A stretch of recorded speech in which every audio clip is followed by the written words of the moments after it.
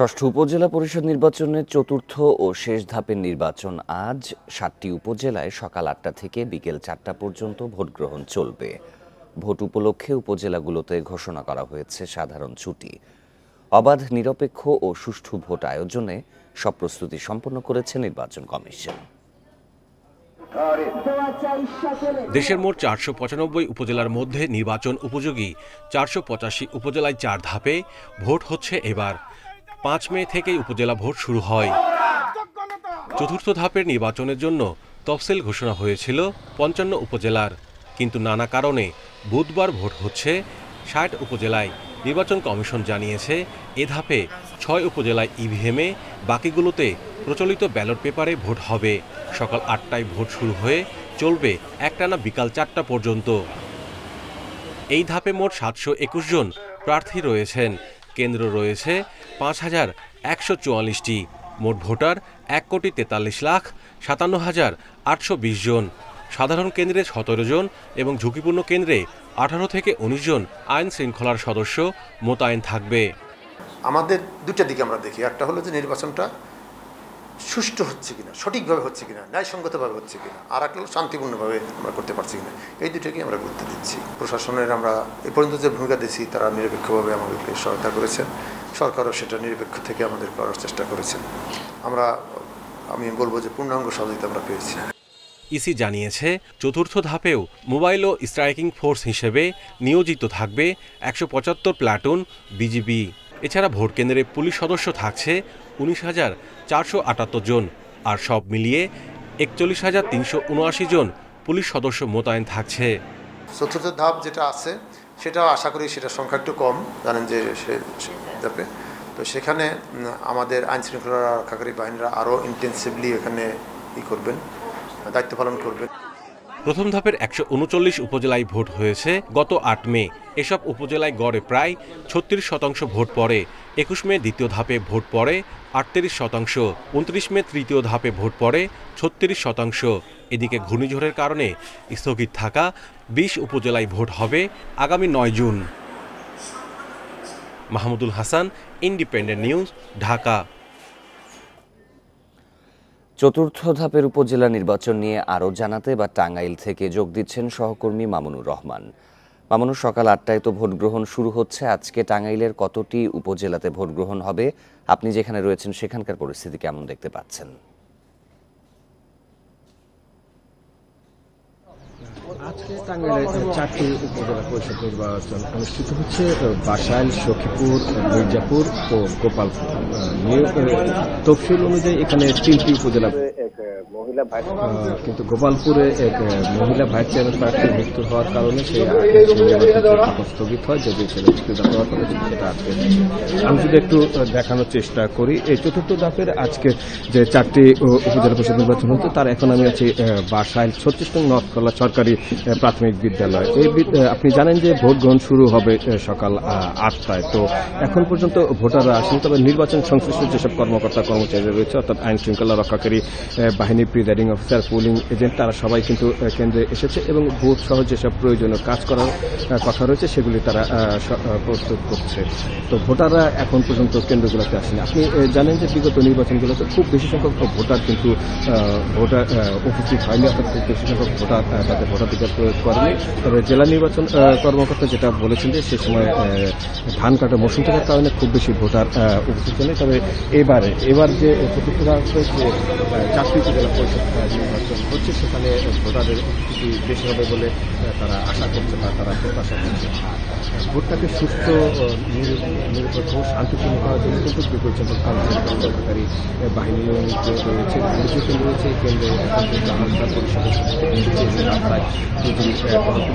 এর বাইরে এবং জেলা প্রশাসনের বেশ কয়েকটি টিম কাজ করে থাকুন। পরবর্তীতে আবার আমরা আপনার সাথে যুক্ত হব। টাঙ্গাইল থেকে জানাচ্ছিলেন সহকর্মী মামুনুর রহমান। সংসদ সদস্য আনোয়ারুল আজিম হত্যার বিচার নিয়ে দ্বিধা বিভক্ত আইনবিদরা।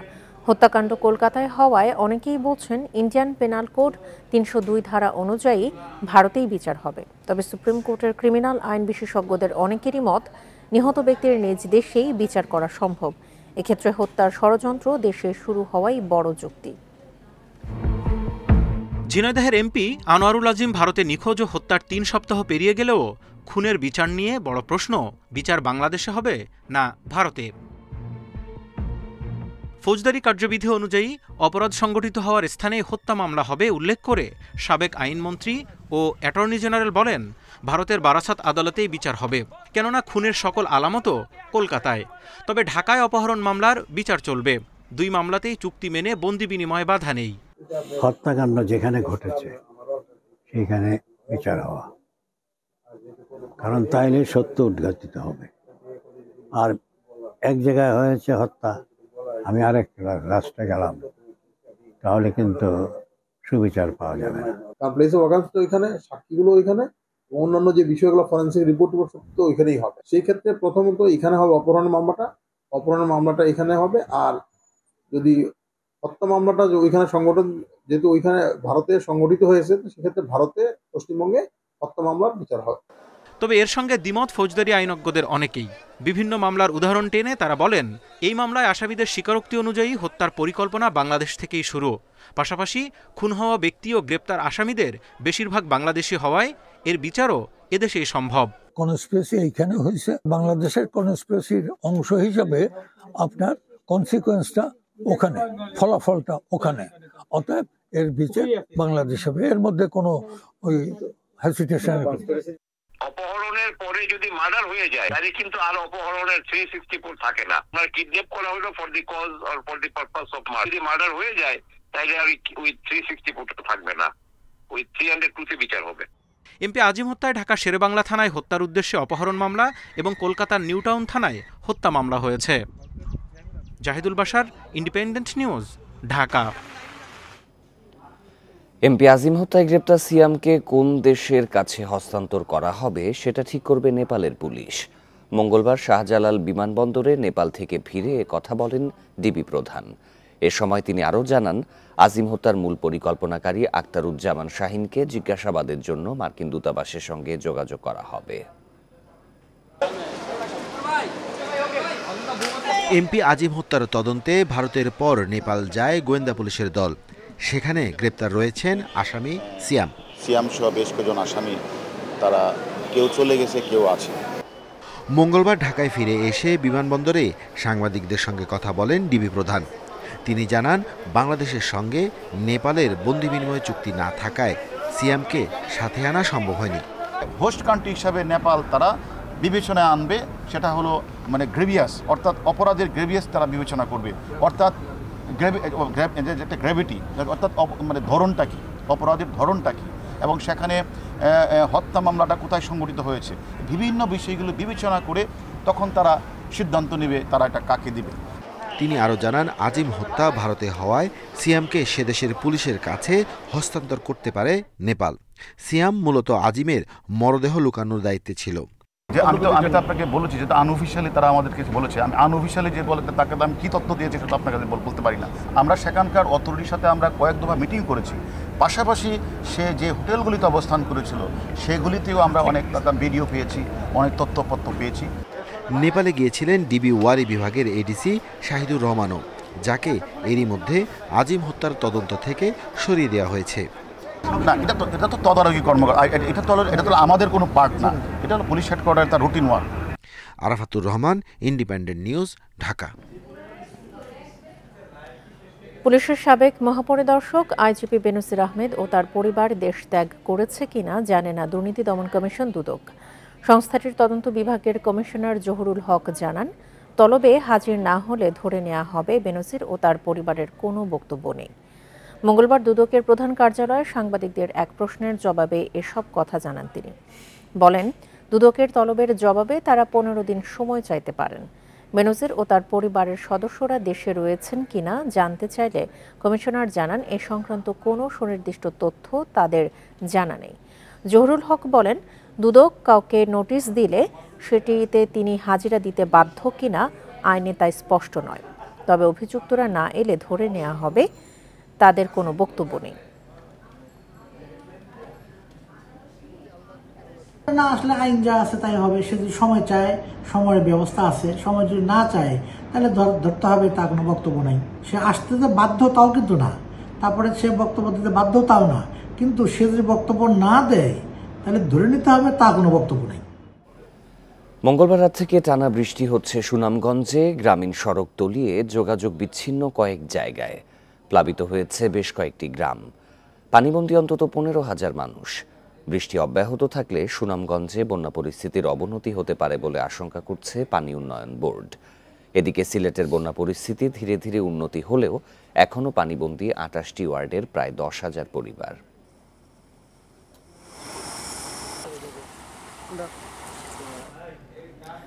বিরূপ হয়ে উঠছে পরিবেশ। তীব্র তাপপ্রবাহের পর পূর্বাঞ্চলে দেখা দিয়েছে বন্যা, আর এর মধ্যেই সামনে এসেছে উত্তর পশ্চিমে তীব্র খরার শঙ্কা। দুর্যোগে বার্ষিক গড় বৃষ্টি কমছে, বিপরীতে তাপমাত্রা বেড়েছে 1.4 ডিগ্রি সেলসিয়াস। গবেষকেরা আরও জানাচ্ছেন, আগামীতে রাজশাহী, রংপুর, খুলনা হবে সবচেয়ে উত্তপ্ত বিভাগ, আর এর সবচেয়ে বড় প্রভাব পড়বে কৃষিতে। প্রতি বছরই তীব্র হচ্ছে তাপপ্রবাহ। এবছর এপ্রিল জুড়ে তাপবলয়ে ছিল দেশ। গত কয়েক বছরে এপ্রিলে গড় বৃষ্টিও কমেছে আশঙ্কাজনক হারে। 2020 সালে 20 ভাগ বেশি বৃষ্টি হলেও 2021-এ কমে হয়েছে 79 ভাগ, 22-এ তা 36 আর 23-এ কমে দাঁড়ায় 64-তে। তবে চলতি বছরে বৃষ্টি কম হয়েছে 81 ভাগ। সেই সাথে 2 দশকে গড় তাপমাত্রা বেড়েছে 1.4%। এতে খরার প্রবণতা বাড়ছে। তাপমাত্রা বৃদ্ধি যে এর প্রভাবটা কিন্তু পুরোপুরি বাংলাদেশে কিন্তু এটা পড়ছে। মার্চ মাসে কিছুটা তাপপ্রবাহ শেষে দেখা যেত এবং এপ্রিল মে মাসে, কিন্তু এখন যেটা দেখা যাচ্ছে আমরা কিন্তু গত বছর কিন্তু আমরা কিন্তু বর্ষার সময় কিন্তু তার আগেও আছে। তার মানে কি এটা কিছুটা শিফট হচ্ছে। আমরা দেখি বর্ষাকালেও কিন্তু আমরা তাপপ্রবাহ পাচ্ছি। জলাধার আর বন উজাড়ে বিপর্যয়ের মুখে উত্তর পশ্চিমাঞ্চল। বৃষ্টি কমে যাওয়ায় ভূগর্ভস্থ পানির ওপর নির্ভরশীল হচ্ছে কৃষি। খরাসহ প্রাকৃতিক দুর্যোগের ঝুঁকিতে 22 জেলা। উত্তরে খরার মুখে পঞ্চগড়, ঠাকুরগাঁ, রংপুর, জয়পুরহাট, চাঁপাইনবাবগঞ্জ সহ 8 জেলা। খুলনা বিভাগে চুয়াডাঙ্গা, যশোর সহ 4, সঙ্গে আছে ঢাকা বিভাগের গাজীপুরও।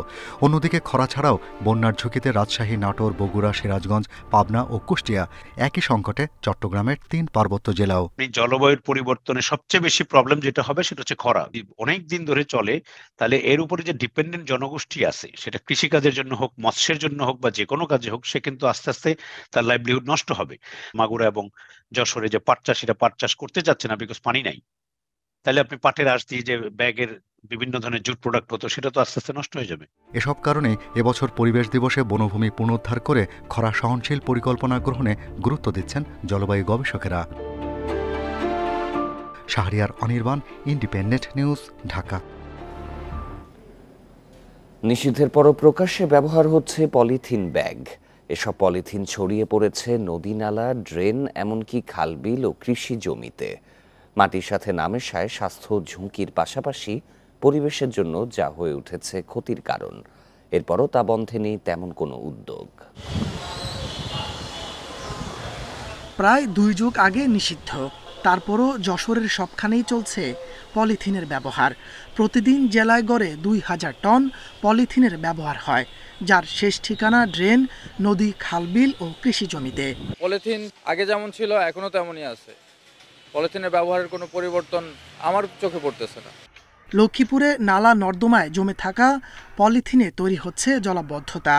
এছাড়া মাটির উর্বরতা কমে ফসল উৎপাদনেও পড়েছে প্রভাব। দিনাজপুরে প্রশাসনের সামনে অবাধে বিক্রি হলেও তা বন্ধে নেই উদ্যোগ।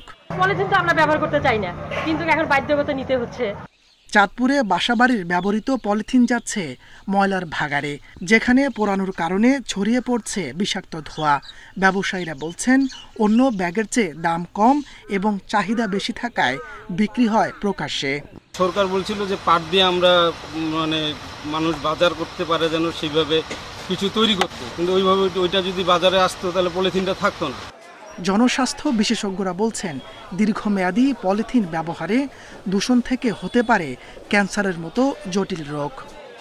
দীর্ঘমেয়াদী পলিথিনের ব্যবহার চলতেই থাকলে একটা সময় দেখা যায় যে মহিলাদের ইনফার্টিলিটি ডেভেলপ করার একটা চান্স থাকে, আর একটা গুরুত্বপূর্ণ হচ্ছে যে ক্যান্সারের সম্ভাবনা থাকে। উৎপাদন ও ব্যবহার বন্ধে শুধু অভিযান নয়, এজন্য জনসচেতনতার বিকল্প নেই বলছে পরিবেশ অধিদপ্তর। আইন অমান্য করলে আপনার মোবাইল কোর্টে আমরা জরিমানা করার ব্যবস্থা আছে, তারপরে জেল দেওয়ার ব্যবস্থা আছে। নিয়মিত মামলা করলে আমাদের এই পরিবেশ সংরক্ষণ আইন অনুযায়ী 2 বছর কারাদণ্ড এবং 50,000 টাকা জরিমানা বা উভয়দণ্ডের বিধান আছে। পলিথিন ব্যবহার বন্ধে বিকল্প ব্যাগ সহজলভ্য করার পাশাপাশি আইনের কঠোর বাস্তবায়ন চেয়েছেন পরিবেশবিদরা। তাপস সরকার, ইন্ডিপেন্ডেন্ট নিউজ। ফিলিস্তিনের নিরীহ জনগণের প্রতি পশ্চিমা দেশগুলোর দ্বিমুখী মনোভাবের নিন্দা জানিয়েছেন প্রধানমন্ত্রী শেখ হাসিনা। মঙ্গলবার গণভবনে ফিলিস্তিনি জনগণের সহায়তায় 5 কোটি টাকার চেক হস্তান্তর করেন তিনি। ফিলিস্তিনের পক্ষে চেক গ্রহণ করেন ঢাকায় নিযুক্ত রাষ্ট্রদূত ইউসুফ এস ওয়াই রামাদান। এ সময় চলমান ইসরায়েলি হামলায় তার দেশের শোচনীয় পরিস্থিতির বর্ণনা দেন তিনি। পশ্চিমা দেশগুলোর অবস্থান নিয়ে প্রধানমন্ত্রী বলেন, তারা মানবাধিকারের কথা বললেও ফিলিস্তিনিদের মানবাধিকার লঙ্ঘন এবং নিরপরাধ মানুষকে হত্যা নিয়ে নীরব থাকে। এছাড়া ফিলিস্তিনকে স্বাধীন রাষ্ট্র হিসেবে স্বীকৃতি দেয়ায় ন্যাটোর সদস্য 4টি দেশের প্রশংসা করেন প্রধানমন্ত্রী।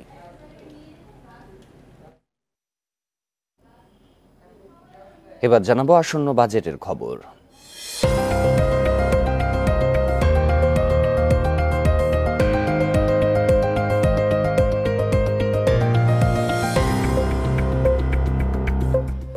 আজ বসছে দ্বাদশ সংসদের প্রথম বাজেট অধিবেশন। কাল বিকেলে উত্থাপিত হবে 2024-25 অর্থ বছরের বাজেট। পাশ হতে পারে 27শে জুন। এবার 7,96,900 কোটি টাকা ব্যয়ের বাজেট দিচ্ছেন অর্থমন্ত্রী আবুল হাসান মাহমুদ আলী। এবারের বাজেট বক্তব্যের শিরোনাম সুখী, সমৃদ্ধ, উন্নত ও স্মার্ট বাংলাদেশ বিনির্মাণে অঙ্গীকার। স্পিকার শিরিন শারমিন চৌধুরীর সভাপতিত্বে বিকেল 5টায় শুরু হবে অধিবেশন। এটি হবে চলতি সংসদের 3য় অধিবেশন। এর আগে সংসদ ভবনে বসবে কার্য উপদেষ্টা কমিটির বৈঠক। এবারের অধিবেশন চলতে পারে জুলাই মাসের প্রথম সপ্তাহ পর্যন্ত। সংসদ সচিবালয় জানিয়েছে, ঈদের ছুটি থাকায় বাজেটের ওপর সাধারণ আলোচনার সময় বাড়াতে শনিবারও বসতে পারে অধিবেশন। কাল দেয়া হবে দেশের 53তম এবং আওয়ামী লীগ সরকারের 25তম বাজেট। এবার রাজস্ব আয়ের লক্ষ্য ধরা হয়েছে 5,40,000 কোটি টাকা, বাকি 2,57,000 কোটি টাকা ঋণ নেয়ার লক্ষ্য। রাজস্ব আয় বাড়াতে ভ্যাট ও করের ক্ষেত্রে অনেক পরিবর্তন আনা হচ্ছে। বাজেটে সর্বোচ্চ অগ্রাধিকার দেয়া হবে মূল্যস্ফীতি নিয়ন্ত্রণে। হয়তো বিশেষ কারণে শনিবার সংসদ আমাদের চালাতে হতে পারে, কারণ সময় খুব কম, ঈদের বন্ধ থাকবে এবং এইটার মধ্যে থেকে আমরা জানেন যে আমাদের বিল পাস করতে হবে, অন্যান্য কার্যকরী করে চলবে। তো সেই হিসাবে সংসদ হয়তো আপনার প্রতিদিন বিকাল বা আসরের পরের থেকে এটা শুরু হবে। ব্যাংকিং চ্যানেলে রেমিটেন্স আনতে আগামী বাজেটে প্রণোদনায় মোট বরাদ্দ থাকছে 6,200 কোটি টাকা। 2.5% প্রণোদনার পাশাপাশি প্রবাসী ও তাদের পরিবারের সদস্যদের আরও কিছু সুযোগ সুবিধা দেওয়ার চিন্তা করছে সরকার। এমন সম্মান ও সুবিধা পেলে বৈধ পথে অর্থ পাঠাতে উৎসাহ বাড়বে বলে মনে করেন প্রবাসীরা। ব্যাংকিং চ্যানেলে প্রবাসী আয় বাড়াতে 2019-20 অর্থবছর 2% প্রণোদনা দেয়া শুরু করে সরকার। সে বছর প্রবাসী আয়ে 13% আর 2020-21 অর্থবছর 36% প্রবৃদ্ধি হয়। কিন্তু করোনা মহামারীর পরের বছরই কমে বৈধ চ্যানেলে প্রবাসীদের অর্থ প্রবাহ। তাই 2022 সালে প্রণোদনা বাড়িয়ে 2.5% করা হয়। গত 3 বছরে 30 লাখের বেশি নতুন কর্মী বিদেশে গেছেন, কিন্তু ব্যাংকে প্রবাসী আয়ে তার ইতিবাচক প্রভাব পড়েনি।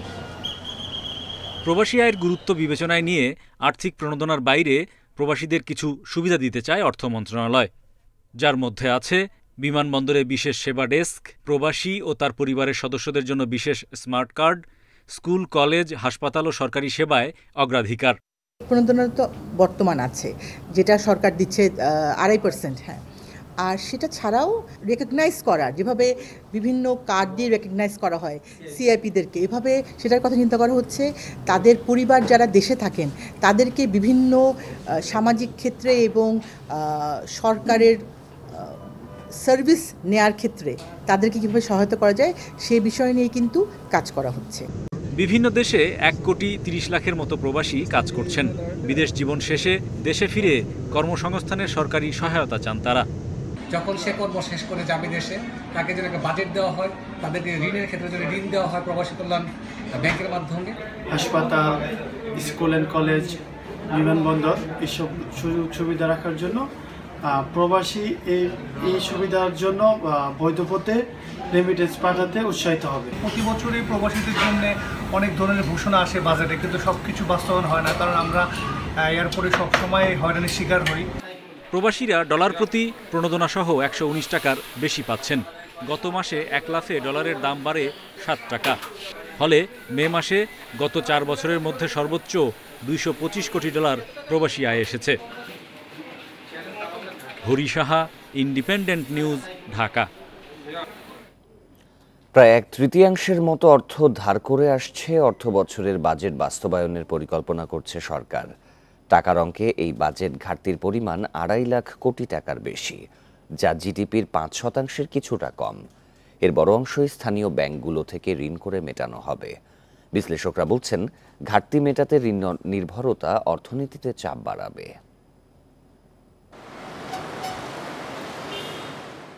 আসছে অর্থ বছরের জন্য 7,96,000 কোটি টাকার একটি বাজেট তৈরির পরিকল্পনা করছে অর্থ মন্ত্রণালয়। সেখানে আয়ের লক্ষ্য 5,40,000 কোটি টাকার। সে হিসেবে 2,56,000 কোটি টাকাই ঘাটতি থেকে যাচ্ছে। চলতি অর্থ বছরের সংশোধিত বাজেটে যা আছে 2,33,400 কোটি টাকা। পরিসংখ্যান বলছে, গত 15 বছরে বাজেটের আকার বেড়েছে প্রায় 7 গুণ আর ঘাটতি বেড়েছে প্রায় 9 গুণ। আসছে বাজেটের ঘাটতি মেটাতে ব্যাংক থেকে 1,20,000 কোটি, সঞ্চয়পত্র বিক্রি থেকে 20,000 কোটি টাকা ঋণ নিতে চায় সরকার। আর নিট বিদেশি ঋণের লক্ষ্য প্রায় 1,16,000 কোটি টাকা। বৈদেশিক সহযোগিতা, সাহায্য আমাদের প্রয়োজন আছে। আমরা তো এখনো আমাদের উন্নয়নগুলো নিজের অর্থে, আপনারা দেখবেন যে আমরা যে লোনগুলো নিচ্ছি সেই লোনগুলো কি পর্যায়ের লোন, সে আমরা হার্ড লোন কিন্তু নেবার ব্যাপারে একেবারে নিরুৎসাহিত, আমরা সেটা নিচ্ছিও না। অর্থনীতিবিদরা বলছেন, রাজস্ব আয়ের দুর্বলতায় সরকারি ব্যয়ের সক্ষমতা কমছে। তাই জিডিপির অনুপাতে বাজেটের ঋণ 5% ঘরে থাকলেও পরিশোধের ঝুঁকি বাড়ছে।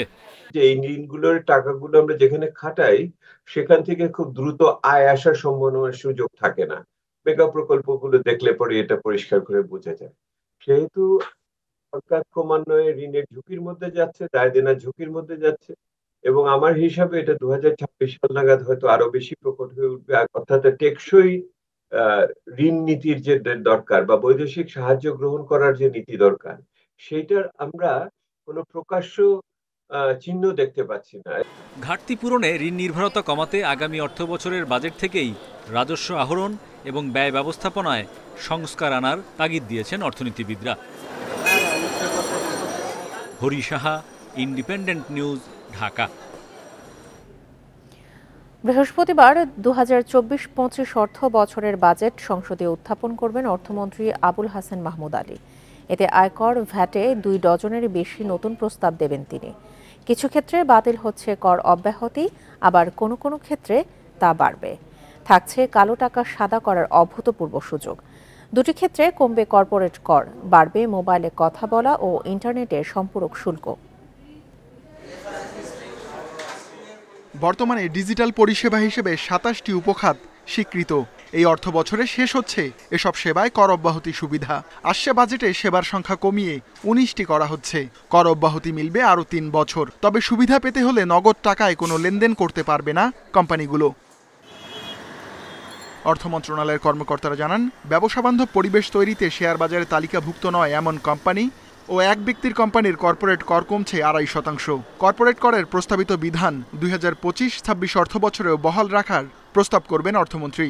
অর্থমন্ত্রী প্রস্তাব করবেন, শেয়ার বাজার লেনদেনে 50 লাখ টাকার বেশি আয়ে দিতে হবে গেইন ট্যাক্স। বর্তমানে ফুল ও ফল আমদানিতে উৎসে কর 5%, আগামী অর্থ বছরে যা বেড়ে হচ্ছে 10%।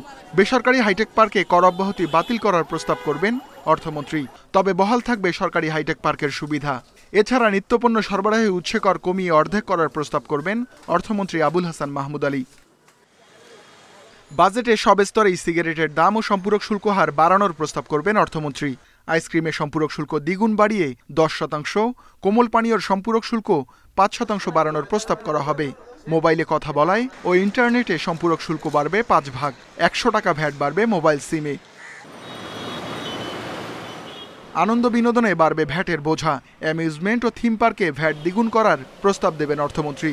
বাতিল হবে ট্যুর অপারেটরের ভ্যাট অব্যাহতি। ভ্যাটের বোঝা বাড়বে দেশীয় উৎপাদনে।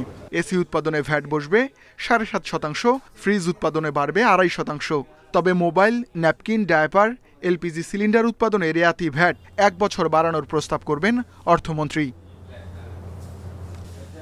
Ruhul Amin, independent news, Dhaka.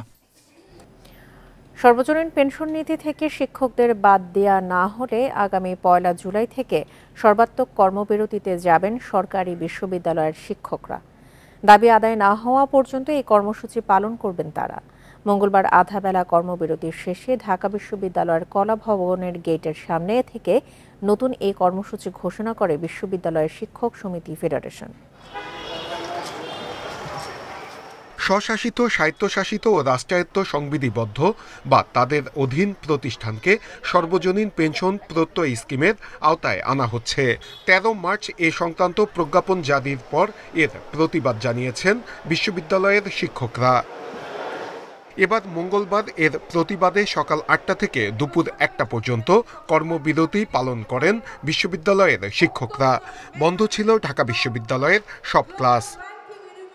ঢাকা বিশ্ববিদ্যালয়ের প্রায় 1100 শিক্ষক স্বাক্ষর দিয়ে এই প্রত্যয় স্কিমকে প্রত্যাখ্যান করেছেন। এদিকে চট্টগ্রাম, রাজশাহী, খুলনা বিশ্ববিদ্যালয় সহ সব সরকারি বিশ্ববিদ্যালয়ে বন্ধ ছিল ক্লাস। শিক্ষক নেতারা জানান, সর্বজনীন পেনশনে সরকারি অন্যান্য চাকরিজীবী এবং বিশ্ববিদ্যালয়ের শিক্ষকদের মধ্যে অর্থনৈতিক, সামাজিক ও সাংস্কৃতিক বৈষম্য সৃষ্টি করবে। বৈষম্যমূলক শুধু না, এটা আমাদের জন্য অপমানজনক। কারণ হচ্ছে যে এটা বিশ্ববিদ্যালয়ের মধ্যে একটা ক্লাস তৈরি করে ফেলবে। এদিকে দাবি আদায়ে আগামী 25, 26 ও 27 জুন অর্ধদিবস কর্মবিরতি পালন করা হবে, আর 30 জুন পালন করা হবে পূর্ণ দিবস কর্মবিরতি। প্রস্তাবিত প্রত্যয় স্কিম বাস্তবায়ন হলে বর্তমান শিক্ষার্থী যারা আগামী দিনে বিশ্ববিদ্যালয়ের শিক্ষকতার মতো মহান পেশায় আসতে আগ্রহী, তারাই এই ভুক্তভোগী হবেন। শুধু শিক্ষকরাই নয়, দাবি আদায়ে বিশ্ববিদ্যালয়ের কর্মচারীরাও বিক্ষোভ মিছিল করেন। নূরে আলম, ইন্ডিপেন্ডেন্ট নিউজ, ঢাকা। পবিত্র ঈদুল আজহার বাকি আর সপ্তাহ দুয়েক, তাই কোরবানির নানা আয়োজনের পাশাপাশি পোশাক কেনাকাটা নিয়েও ব্যস্ত হচ্ছেন ক্রেতারা।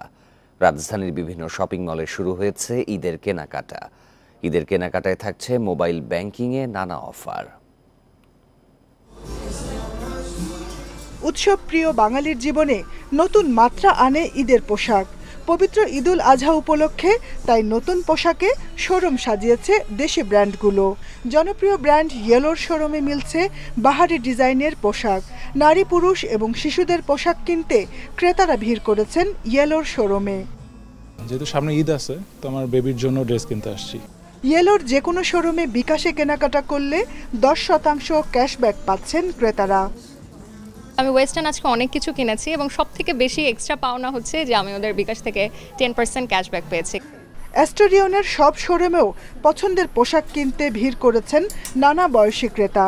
পরিবারের সদস্যদের পোশাক কিনছেন তারা। সামনে ঈদ, আমি বাচ্চাদের জন্য ঈদের শপিং করতে আসছি। আমি শপিং করতে আসছি ঈদের জন্য। আমরা মাম্মার সাথে কেনাকাটা করতে আসছি। শিশুদের জন্য পোশাক কিনতে শোরুমে গেছেন অনেকে।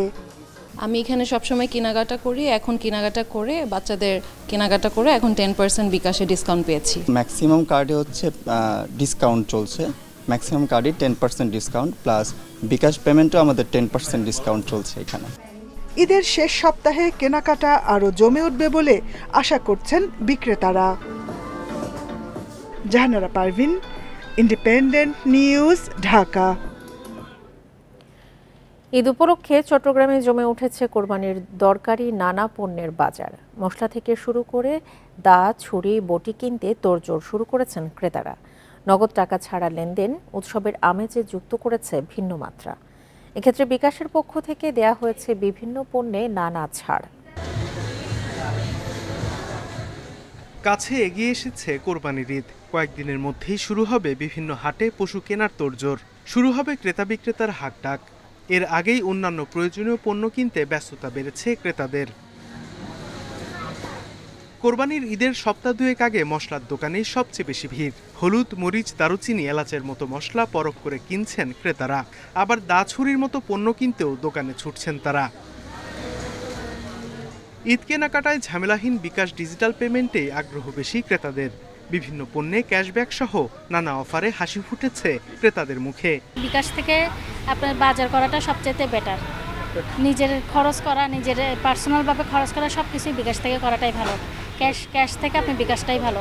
মশলাপাতির সাথে আপনার দা ছুরি, বটি এগুলোর সাথেও ওরা এগুলোতে মোটামুটি ডিসকাউন্টও রেখেছে অফার হিসেবে।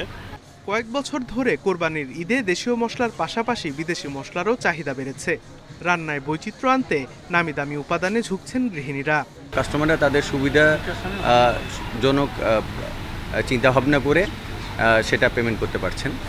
আর মোবাইল অ্যাপসগুলোর ভিতরে আসলে এখন পর্যন্ত আমাদের বিকাশে একটা অ্যাপসের পেমেন্টে একটা ছোট একটা কুপন ডিসকাউন্ট রয়েছে আর কি। এবার নগরীর বিভিন্ন পশুর হাটেও ডিজিটাল পেমেন্টের ব্যবস্থা করেছে কর্তৃপক্ষ। Independent news. ঈদুল আজহা ঘিরে উত্তরাঞ্চলের সড়ক মহাসড়কের 5টি পয়েন্টকে ঝুঁকিপূর্ণ হিসেবে চিহ্নিত করেছে প্রশাসন। এসব পয়েন্টে অতিরিক্ত জনবল মোতায়েন করবে হাইওয়ে পুলিশ। পশুবাহী ট্রাক সহ সব ধরনের যান চলাচল নির্বিঘ্ন করতে নেওয়া হয়েছে নানা উদ্যোগ। মহাসড়কের পাশে বসতে দেয়া হবে না পশুর হাট, উল্টো পথে চলতে দেয়া হবে না কোনো গাড়ি। ঈদ উল ফিতরের আগে বঙ্গবন্ধু সেতুর পশ্চিম পাশে ৭১টি এলাকা ঝুঁকিপূর্ণ হিসেবে চিহ্নিত করে হাইওয়ে পুলিশ। তবে ঈদুল আজহাকে ঘিরে গাইবান্ধার গোবিন্দগঞ্জ, বগুড়ার মাটিডালি ও বনানী এবং সিরাজগঞ্জে ঝাউইল ব্রিজ ও চান্দাইকোনা এই 5টি পয়েন্টে যানজটের আশঙ্কা করা হচ্ছে। চলাচল নির্বিঘ্ন করতে নেওয়া হয়েছে বেশ কিছু পদক্ষেপ। সিরাজগঞ্জে পুলিশ সদস্য আরও 100 বাড়িয়ে 800 করা হয়েছে। রেকার থাকবে 6টি। এছাড়া মোবাইল টিমও কাজ করবে। আমাদের ASP, additional SP, inspector, OC এবং আমি নিজেও রাস্তায় থাকবো এবং সিভিল টিম আমরা আরও 1 সপ্তাহ আগে আমরা নিয়োগ করেছি যাতে কোথাও কোনো অপ্রীতিকর ঘটনা না করে। সড়ক ও জনপথ বিভাগ বলছে গুরুত্বপূর্ণ পয়েন্টগুলোতে মেরামত বা নির্মাণ কাজ ঈদের কদিন আগেই শেষ হবে। 1-2টা পয়েন্ট যেখানে আমাদের রিপেয়ারের কাজ চলবে সেটাও 10 তারিখের মধ্যে শেষ হবে এবং আশা করা যায় এর আগে ঈদ উল ফিতর যেভাবে স্বাচ্ছন্দ্যময় গিয়েছে এবার ঈদুল আজহাও অত্যন্ত সাবলীলভাবে যানবাহন পরিচালনা হবে। ঢাকা দিনাজপুর মহাসড়ক ব্যবহারকারীরাও স্বীকার করেছেন এ সড়কে এখন দুর্ভোগ কমেছে। ঈদ যাত্রা এবার সহজ হবে। আগের তুলনায় রাস্তাঘাট অনেক ভালো হয়ে গেছে, যেহেতু 6 লেন হয়ে গেছে আমাদের গাড়িগুলো এখন জ্যামের মধ্যে খুব কম পড়তেছে। ঈদের আগে বঙ্গবন্ধু সেতু দিয়ে সর্বোচ্চ 55,000 যানবাহন চলাচল করতে পারে। Hasibur Rahman, independent news, Bogura. দখল ও দূষণে অস্তিত্ব হারাচ্ছে সাভারের নদ নদী ও খালগুলো। শিল্পাঞ্চলের বিভিন্ন কলকারখানার বিষাক্ত বর্জ্যের কারণে বাড়ছে নদী দূষণের মাত্রা। পরিবেশবাদী সংগঠনের দাবি, দূষণের কারণে হুমকির মুখে প্রকৃতি ও জীববৈচিত্র্য। আশুলিয়ার কাইচাবাড়ি এলাকা, এভাবেই কারখানার বর্জ্য মিশ্রিত পানি গিয়ে মিশছে নদীতে। একইভাবে বিভিন্ন খাল দিয়ে কলকারখানার রাসায়নিক দূষিত করছে বংশী, তুরাগ ও ধলেশ্বরী নদীকে। স্থানীয়রা জানান, একসময় এসব নদ নদীর পানি ছিল স্বচ্ছ। নদীর মাছ ধরে জীবিকা নির্বাহ করতেন অনেকে। তবে দখল দূষণে সেসব এখন অতীত। পরিষ্কার ছিল, এখানে জেলেরা আসতো মাছ নিয়ে, এখানে নৌকা ধরতো, মাছ নিতাম আমরা। আর আজ এই কলকারখানার কারণে এই পানি দূষণ হয়ে যাচ্ছে। এই নদীটার অবস্থা একদম খারাপ অবস্থা। এখানে গোসল করার উপযোগী নেই, আর যারা গোসল করে তাদের বিভিন্ন রোগে আক্রান্ত হয়। নদী তীরে শিল্প কারখানা ও বাণিজ্যিক প্রতিষ্ঠান গড়ে তোলায় অস্তিত্ব সংকটে নদ নদীগুলো। কারখানার বিষাক্ত বর্জ্য নষ্ট করছে পরিবেশের ভারসাম্য।